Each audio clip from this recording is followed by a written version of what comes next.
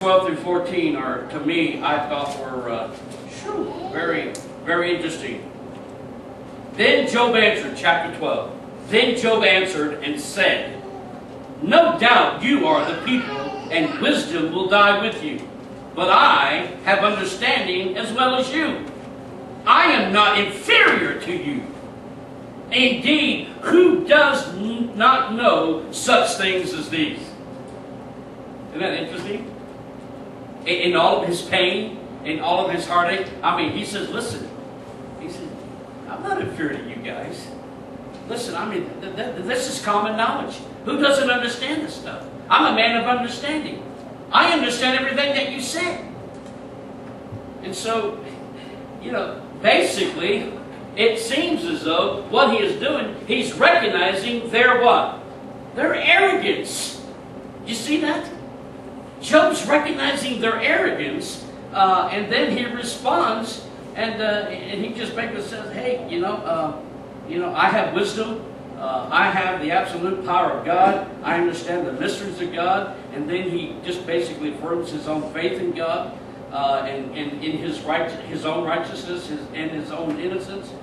And then he gets really heated, as these discussions can. Keep in mind, they're sitting there and they're discussing back and forth. And then the discussion gets a little heated, I would think. And then Job accuses them of forging lies. That's what he accuses them of. And then he accuses them of making false charges. And then he just basically comes right out and shows how they actually lack wisdom. And then he calls on any of them to prove his sin.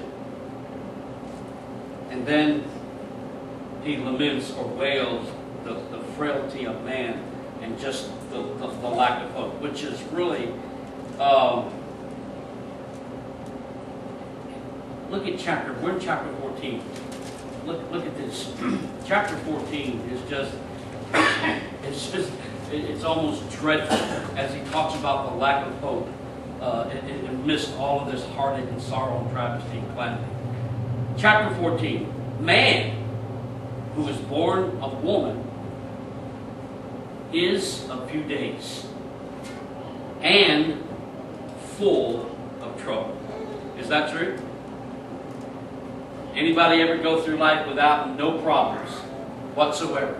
Has anybody ever had a perfect day for 1 year, 2 years, a month, a week? Is life perfect for you? Does everything happen the way you want it to happen? Are there roadblocks? Are there hurdles? Are there problems? There's death, there's misery, there's sickness. No, life is not perfect. Not at all. That's the way life is. Man who was born of woman is a few days and full of trouble. He comes forth like a flower and fades away. He flees like a shadow and does not continue. And do you open your eyes on such a one and bring me to judgment with yourself? Who can bring a clean thing out of an unclean? No one. Since his days are determined, the number of his months is with you. You have appointed his limits so that he cannot pass. Look away from him that he may rest. Till, like a hired man, he finishes his day. For there is hope. This is interesting. The illustrations that he uses here. For there is hope for a tree. If it is cut down, that it will sprout again. And that its tender shoots will not cease. Though its roots may grow old in the earth, and its stump may die in the ground, yet at the scent of water, it will bud and bring forth branches like a plant. Look at this, verse 10. But man dies and is laid away. Indeed, he breathes his last. And where is he?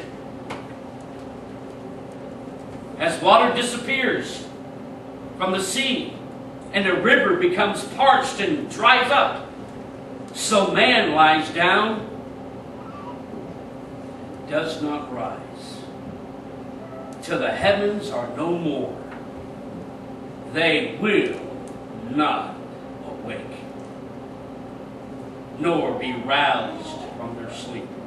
In verse 14, somewhat of an infamous passage in the book of Job. If a man dies, shall he live again? And so you read down through the rest of the chapter, and it just seems that there's just no hope. And this is what Job is doing. He's lamenting, he's mourning the fact that man just has no hope. He lacks hope. But yet, there's hope for a tree.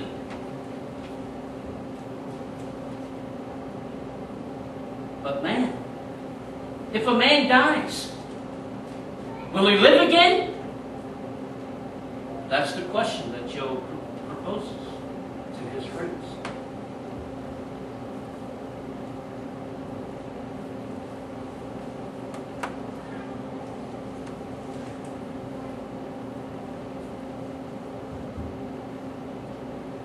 Let's make some observations in closing here. We're doing really good for time.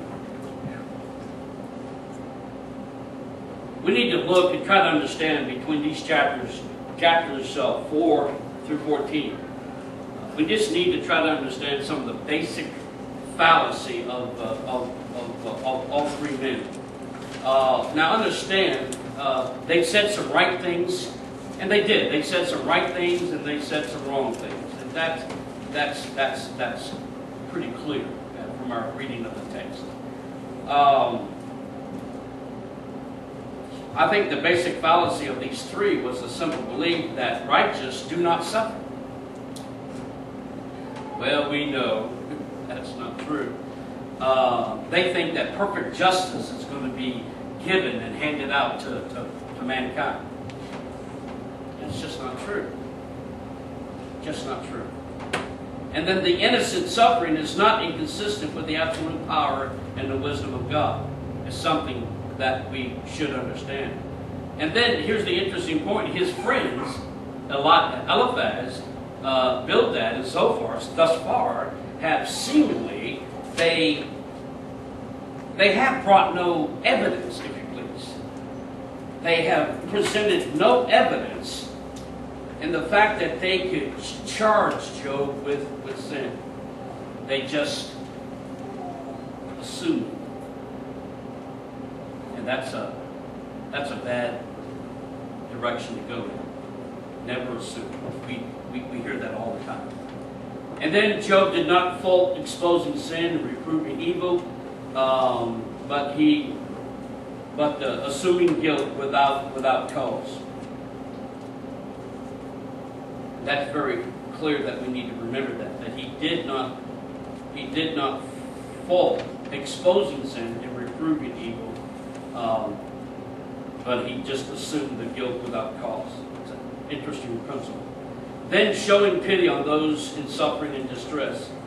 I think what we should learn and walk away with because of what we've heard these men say to Job. It's very important that we need to learn to be merciful. We need to learn how to take pity on people who are suffering and hurting. And I believe that's the responsibility of every believer within the body of Christ, because we are family. And just like in your earthly physical family, when somebody's going through a hard time, you should be there for them. That's just a no-brainer. And it's the same way in the family of God. Romans 12 makes that absolutely clear. If one hurts, we all hurt. If one mourns, we all mourn. And that's just the simple knowledge and understanding of Christians. There are some principles in Scripture. We're down to the wire here, so I would encourage you to look at Galatians 6:1 and Luke 6:31, and then to make the assessment there in your own thinking as you relate the life of Job.